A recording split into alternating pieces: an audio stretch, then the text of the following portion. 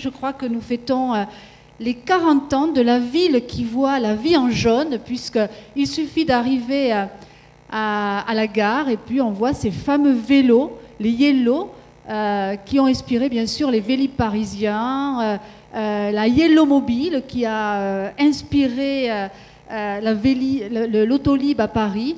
Et donc je crois qu'on ne pouvait pas trouver mieux que cette ville de La Rochelle pour s'exprimer à un moment qui est particulièrement opportun, puisque, comme vous le savez, on vient d'apprendre hier que Ségolène Royal était reconduite, ou en tout cas reprenait les fonctions de ministre de l'écologie et de l'énergie et de l'environnement. Et on est très content parce qu'on est en plein milieu d'une loi qui est fondamentale pour ce pays, qui est la loi de transition énergétique, qui a été présentée en Conseil des ministres le 30 juillet et qui fera bien sûr le cœur de l'actualité du débat parlementaire de la rentrée. Donc je crois qu'on ne pouvait pas trouver meilleur moment pour se dire qu'ici en France, on accueillerait bien sûr 2 événements, j'en ai retenu 2, mais il y en aura plusieurs, très importants. Il y aura le sommet des régions en octobre à Paris, et donc ce sont les 20 régions du monde, les R20, qui réfléchiront avec Arnold Schwarzenegger, qui a été à l'initiative de ce projet.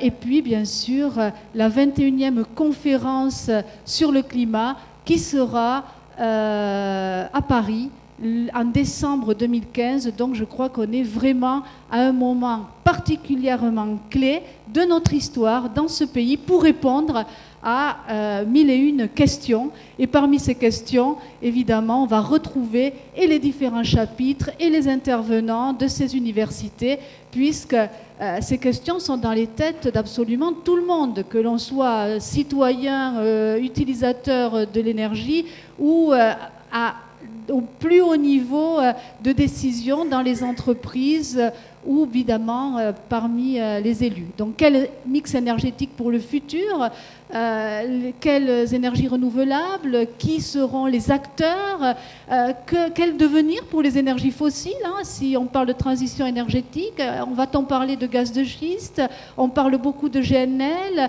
est-ce qu'on aura ce charbon vert, à un moment où l'Allemagne n'a jamais autant importé de charbon qu'aujourd'hui?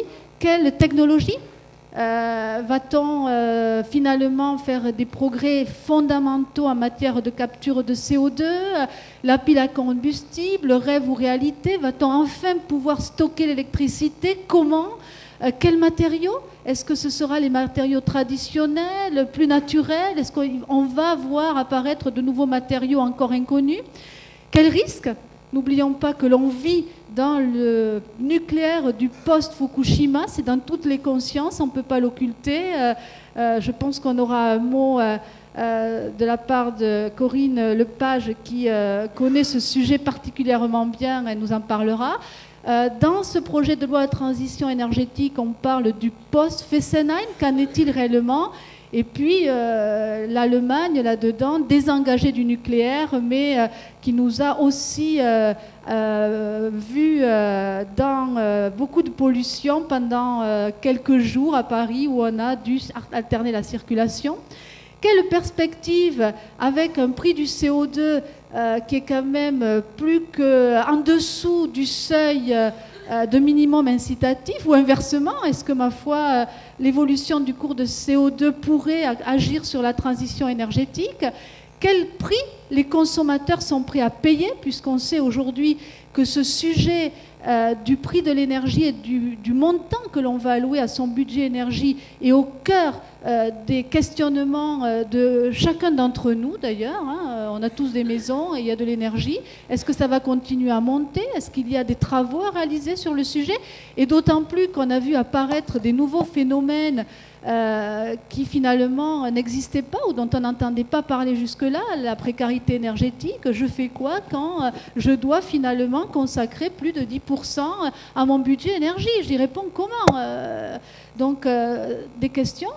On a aussi découvert à partir de 2006 qu'un logement sur 2 dans notre pays, mais je peux étendre ça, et je parle sous le contrôle de ceux qui sont plus experts que moi, malheureusement je peux étendre ce chiffre à l'Europe, donc 150 millions de logements en dessous de la catégorie D, donc évidemment qui consommeront 6 fois, 7 fois, 8 fois, 9 fois plus que des logements neufs, et évidemment avec les coûts qui vont de pair. Donc comment susciter la e-rénovation? Faut-il imposer?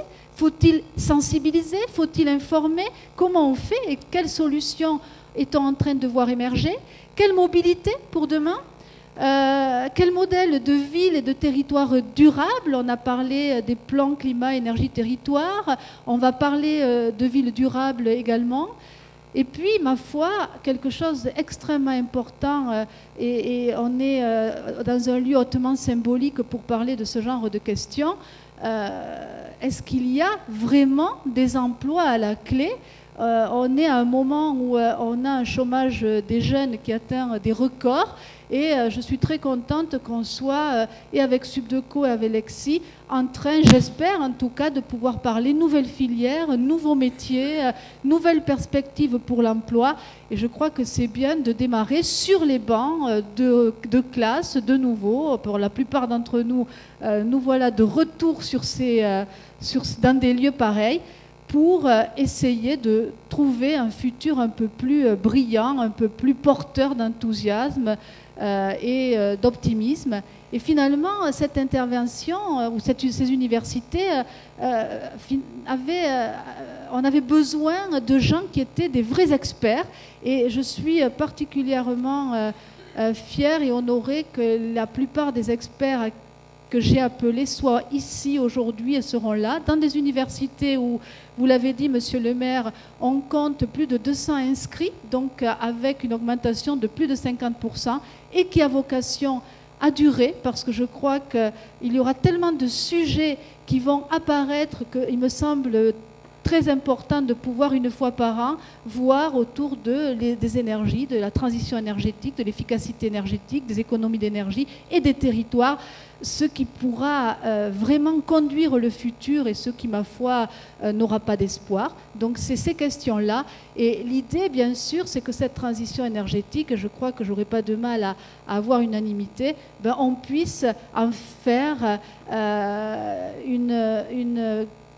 vecteur d'innovation, de croissance verte et de création d'emplois, et bien sûr d'un futur plus alléchant.